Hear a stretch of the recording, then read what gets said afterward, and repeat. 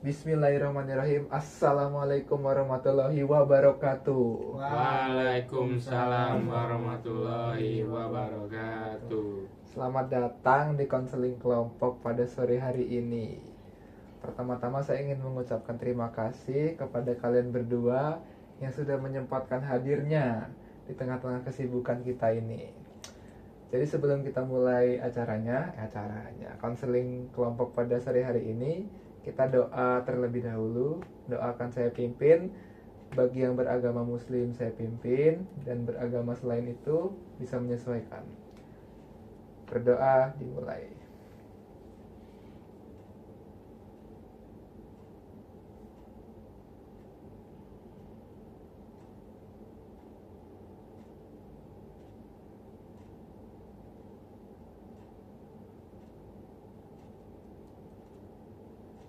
Berdoa selesai. Oke. Ya, pertama-tama saya ingin menjelaskan terkait pengertian konseling kelompok terlebih dahulu. Oke. Jadi, ada yang tahu nggak konseling kelompok itu pengertiannya apa? Belum tahu Kak. Belum. Wah, nggak ada yang tahu ini ya. Wah, gimana ini? Oke, jadi konseling kelompok adalah salah satu pendekatan dalam bimbingan konseling yang melibatkan interaksi antara konselor dengan sekelompok individu yang memiliki masalah, kebutuhan, atau tujuan yang serupa. Dan tujuan konseling kelompok ini sendiri itu terbagi menjadi 3. Yang pertama, itu mengembangkan keterampilan sosial kita, seperti membantu individu berinteraksi dan berkomunikasi lebih efektif. Lalu yang kedua, itu ada membangun rasa kebersamaan, menyadarkan individu bahwa mereka tidak sendirian dalam menghadapi masalah. Yang ketiga, itu meningkatkan pemahaman diri, seperti membantu anggota kelompok mengenali perasaan, perilaku, dan pola pikir mereka. Seperti itu. Lalu selanjutnya, sebelum kita mulai untuk konseling kelompok, kita akan menjelaskan tentang asas-asas terlebih dahulu nih. Jadi asas kita di sini itu ada 3. Yang pertama itu ada asas kerahasiaan. Jadi apapun yang keluar di ruangan ini tidak akan sampai kita publish atau sampai kita dengarlah dari orang lain, seperti itu. Lalu yang kedua, asas kesukarelaan. Nah, jadi mungkin dari kalian nanti menceritakan permasalahan dengan sukarela dan tidak ada paksaan. Oke? Ya. Oke. Lalu yang ketiga itu ada keterbukaan. Jadi ketika kalian menyampaikan masalah itu secara terbuka. Jadi tidak ada yang ditutup-tutupi. Paham? Paham. Oke. Oke, mungkin sebelum kita mulai mungkin perkenalan terlebih dahulu. Perkenalkan, nama saya Galih Jota Lintang Cakrawala, biasa dipanggil Gali. Saya sebagai konselor pada sore hari ini. Lalu mungkin kita bisa perkenalan dengan Mas yang pakai kacamata terlebih dahulu. Oke, perkenalkan, nama saya Bintar Bapurbaya. Saya di sini ya ada masalah ya, udah jelas ya itu. Oke, itu aja. Oke. Dari sekolah mana? Dari sekolah SMA Negeri 1 Banjarmasin. Banjarmasin. Iya, Kelas berapa sekarang? 12 12 apa? Penjurusannya? IPS. Oke. Mungkin dari ini gongnya nih. Ini dari Mas berbaju hitam, mungkin bisa Biru, Pak. diperkenalkan. Oh, biru. Oke. Oke. Makasih Pak. Perkenalkan, nama saya Alexander Vincent Bakal Besi Pak. Oke. Nah, Biasa dipanggil Vincent Pak. Vincent. Vincent. Vincent. Oh iya. Saya dari sekolah SMA Sapienus Jakarta. Sampai di Jakarta. Oke. Ya, Kelas berapa? kelas 12 juga Pak. Penjurusannya IPA Pak. IPA. Ini IPA, ini IPS berarti. Iya. Oke. Mungkin kita lanjut aja ke sesi curah pendapat atau permasalahan kalian ya. Ini kita mencakup tentang karir ya. Jadi kalian ceritakan permasalahan kalian tentang karir. Bagaimana karir kalian ke depannya dan seperti apa. Mungkin bisa dijelaskan terlebih dahulu atau diceritakan, dimulai dari Pak Vincent terlebih dahulu.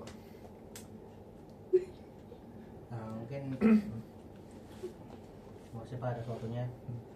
Masalah saya itu di SMA saya bingung, sama seperti masalah siswa pada umumnya Pak, untuk melanjutkan kuliah. Saya ini kan jago di bidang fisika Pak. Terakhir saya olimpiade fisika di UI kalau nggak salah. Terus Nah, sedangkan orang tua saya itu pengen saya di teknik Pak, teknik sipil. Itu kira-kira antara teknik sipil sama fisika itu relevan gak Pak? Oke, Ya, langsung dijawab aja kali ya. Langsung aja. terserah. Langsung aja ya. Langsung Kan ya. aja. Oke, mungkin langsung saja. Relevan atau tidak itu tergantung perspektif masing-masing. Kalau dari saya sendiri melihatnya itu tidak relevan. Karena fisika kan kita menghitung rumus-rumus segala macam itu ya. Dan teknik sipil ini kita lebih apa ya? Lebih berkaitan dengan bangunan seperti itu. Rancangan bangunan gitu. Jadi tidak ada korelasinya. Nah, jadi mungkin Mas Vincent tadi mau berkuliah ya. Ya, Memang dari awal apa ya, karir dari SMA ini mau kuliah. betul. Sudah ada gambaran belum mau kemana gitu jurusannya? Nah itu antara masuk fisika murni, terus ngambil konsentrasi nuklir, atau enggak teknik sipil Pak. Antara dua itu. Tapi tetap di fisika itu saya ngambil konsentrasi di nuklir Pak. Ya. Tapi sebelumnya sudah dikomunikasikan dengan orang tua terlebih dahulu belum? Bagaimana sebaiknya? Sudah, ada orang tua saya lebih berharap saya masuk teknik sipil. Karena bapak saya emang menteri PUPR Pak. Wih, bagus. Bangunan kayak gitu. Jadi saya diharapkan bisa meneruskan jejak beliau di menteri PUPR itu Pak. Jadi kenapa bapak saya yang nyuruh ngambil teknik sipil ya karena itu. Kalau dari sendiri saya lebih enak di fisika Pak. Ngitung momentum gitu kan segala macam. Kalau menurut saya, karena ini kan kita zamannya sudah susah ya bisa dibilang, karena cari kerja itu susah sekarang. Jadi mungkin dari saya pribadi benar seperti yang dikatakan ibu ya tadi ya. Bapak ya. Bahwasannya tetap ambil jurusan teknik sipil. Dan apa ya, punya privilege lah seenggaknya, semisal sudah keluar dari jurusan teknik sipil ini atau wisuda atau lulus semacamnya itu, bisa ada plotting di pekerjaan bapakmu ini seperti itu, entah itu sebagai karyawan lah, sebagai apapun itulah seperti itu. Tapi kembali lagi, ini soal kenyamanan dari Mas Vincent sendiri. Nah, itu apa ya, pokoknya soal masa depan ini nggak bisa dipaksakan lah, jadi harus dari kemauan pribadi begitu. Kalau semisal Mas Vincent ini emang tidak suka ada paksaan dari orang tua tetapi tidak suka mengambil jurusan itu nanti kedepannya bakalan susah, bakalan di tengah jalan tuh bakalan macet lah. Keinginannya tuh nggak ada dari dalam diri kita sendiri seperti itu. Jadi memang balik ke saya yang gimana? Gitu. Mungkin saya nanti bisa pertimbangkan Pak. Bagus. Gimana? Apa ada masalah lagi? Dan kalau dari saya cukup Pak, karena itu tadi saya bingung kan dari kemarin. Bukan dari kemarin sih. Dari semenjak masuk kelas 12 kan emang guru di sekolah kan sudah dari sekarang katanya tentuin jurusan yang kemana. Betul. Dan saya pikirkan lagi, ngobrol sama orang tua lagi. Tapi kalau sama guru BK gitu udah kayak bimbingan belum? Udah sih, guru BK juga saran ini ya sama kayak bapak kita itu. Gitu ya. Kenapa saya ikut konseling kelompok ini ya karena biar buat memastikan aja dan saya itu harusnya kemana. Cukup Pak. Cukup ya. Oke. Apa kita sudah cukup kan? Oh belum, masih ada satu lagi. Parah. Ya. Parah sih. Ini Pak, nilai Cina nih Pak. Gitu. Oh ada logat Cinanya gitu. Hanya Orang Cina. emang dari Cina. Oh gitu. Oke, kita mulai Rasis ya. kita mulai bisa bercerita tentang permasalahan karir ya. Iya. Kita bidang karir. Mungkin bisa langsung saja. Nah, jadi gini Le, awal-awal Saya mungkin belum bilang ya tadi, tapi setelah nama saya kan Bintar kan, tapi saya biasanya dipanggil Agus biasanya. Nah, jadi kayak mau kakak panggil Agus juga nggak apa-apa gitu. Lanjut ya. Nah, soal aja di sini. Saya kan udah kelas 12 nih. Saya bingung tuh mau masuk jurusan apa gitu ketika perkuliahan. Saya udah netapin, saya nanti tuh mau masuk perkuliahan dan itu ke bagian keguruan. Tapi saya nggak tahu mau bagian guru yang mana gitu. Mungkin ada saran dari bapak gitu. Ini maksudnya bingung menentukan jurusannya. Iya. Kayak jurusan guru apa sih yang bagus gitu, entah dari kemungkinan kerjanya, kayak lowongannya banyak yang mana gitu, entah bahasa Inggris ataupun apa. Itu sih kayak yang pertama. Ini kan sudah Nah, apa masih ada lagi? masih ada sih kak. Nah kan kita kan mau jadi guru nih. Nah jadi guru itu kan harus menjelaskan materi segala macam, otomatis harus punya public speaking yang bagus gitu. Betul. Masalahnya saya sendiri kalau berbicara di depan umum itu biasanya sering yang pertama grogi, kedua ngomongnya cepet, ketiga belibet omongannya gitu. Jadi malah kurang jelas ngomongnya kalau nyampai sesuatu ke orang depan umum gitu. Nah jadi gimana ya kak cara ningkatin skill kita public speaking ini supaya saya kayak nggak cepet belibet gitu ngomongnya kak? Mungkin itu aja kak, dua itu. Sudah cukup. Oke. Tadi ada 2 poin yang disampaikan ya, permasalahannya. Yang pertama itu adalah terkait bingung untuk menentukan jurusan di perguruan. Lalu yang kedua itu adalah bagaimana cara kita berpublic speaking dengan baik karena kita emang mau jurusannya di perguruan begitu. Dan dimana kita harus berkaitan dengan murid-murid gitu kan, dengan orang banyak seperti itu. Oke, mungkin yang poin pertama dulu ya, terkait bingung menentukan jurusan. Itu mungkin kembali lagi pada diri bapak sih. Itu lebih condongnya itu ke mata kelas apa.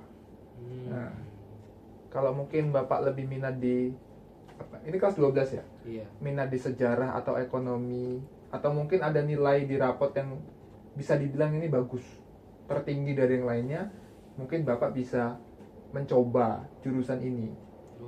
Itu yang pertama.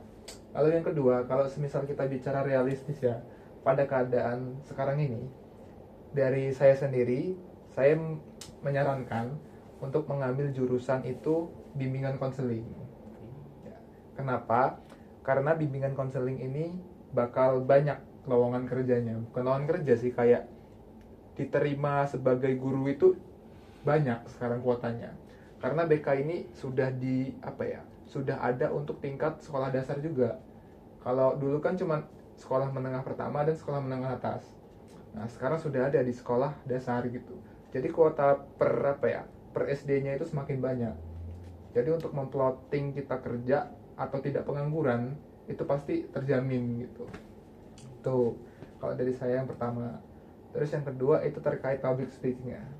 Untuk public speaking sendiri itu supaya tidak terbelibet ngomongnya itu, mungkin ini dari Mas Bintar sendiri coba untuk latihan ngobrol secara pelan-pelan. Gimana tuh Pak? Nah, ya kalau misal kayak ngomong-ngomong kayak ini kan itu kan kayak lidahnya tuh kayak bisa belibet gitu kan, lidah kemana-mana gitu. Coba ngomong secara perlahan seperti ini. Nah itu kan, kalau bisa intonasinya ditinggiin lagi biar audiens itu pada pada perhatian itu ke kita. Kita ngobrol pelan seperti ini, lalu intonasinya kita tinggikan. Nah otomatis kan pusat perhatiannya kan pada ke kita semua gitu kan. Nah, mungkin dari sini bisa latihan terlebih dahulu. Kalau saran dariku ya, latihan mungkin bisa dengan kaca yang pertama. Semisal sudah lumayan bagus, bisa dengan kawan dekat dulu atau orang tua atau kakak adik seperti itu. Nah setelah itu mungkin kedepannya bisa kayak ngobrol dengan teman-teman sekitar, teman-teman nongkrongan gitu ya, yang ramai orang. Setelah sudah lumayan bagus juga public speakingnya, mungkin bisa mengikuti acara kayak seminar, webinar gitu. Nanti ketika ada sesi pertanyaan, mungkin dari Mas Bintar sendiri bisa bertanya apa yang ingin ditanyakan gitu. Seperti itu. Itu juga bisa melatih public speaking kita supaya public speaking kita lebih bagus. Karena public speaking ini apa ya? Di zaman sekarang itu sangat dibutuhkan kepada pekerjaan-pekerjaan yang lumayan lah seenggaknya. Kayak di karyawan, kayak di kantor gitu, public speaking ini dibutuhkan seperti itu. Baik kak. Baik kak, Iya. sudah Bisa cukup, dimengerti. sudah cukup berarti. Iya, banyak saran-sarannya bagus semua tadi saya lihat. Belum saya coba juga sih. Ternyata. Oke, berarti kedepannya bisa diterapkan ya untuk latihannya ini. Iya kak. Oke. Ada lagi yang ingin menceritakan permasalahannya? Kalau dari saya cukup. Pak Vincent cukup, Mas Bintar? Nah, kalau dari saya cukup kak. Oh, cukup juga. Oke. Oke, karena sudah cukup semua, saya ingin memberikan satu soal lagi atau satu pertanyaan lagi, yaitu terkait pesan selama kalian berkonseling di sini. Kesan ya, kesan kalian ya. First impression kalian di sini.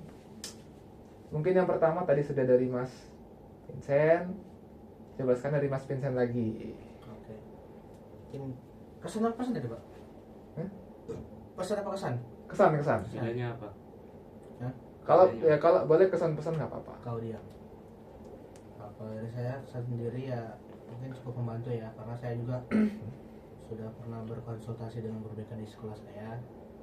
Mungkin tujuan saya kesini ya untuk mencari solusi lain untuk, dan itu alasan saya mengapa mengikuti konseling kelompok ini Pak. Jadi cukup membantu kalau saya untuk memberi sorry Pak, saya agak cadel juga. Iya. Memberi arahan terkait gimana kelanjutan saya di dunia perkuliahan begitu. Kalau dari saya itu aja. Cukup. Mantap. Oke, lanjut ke Mas Bintar, silakan. Oke, kalau dari saya sendiri mungkin gak ada beda aja ya sama Mas Vincent tadi ya. Kesannya di sini ya kayak membantu banget gitu, kakaknya ngerti banyak banget tips-tipsnya tentang public speaking tadi gitu. Terus tadi saya juga ngerti mau masuk ke jurusan mana gitu. Jadi kayak ya saya dapat pencerahan lah gimana kelanjutannya nanti gitu. Mungkin itu saja sih kak dari saya. Sama dengan Kak Vincent. Cukup berarti ya semuanya. Cukup. Oke. Kesan-pesannya sangat bagus. Mungkin kita bisa applause terlebih dahulu. Yeay.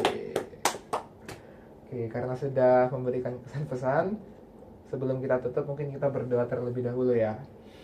Oke, berdoa dimulai.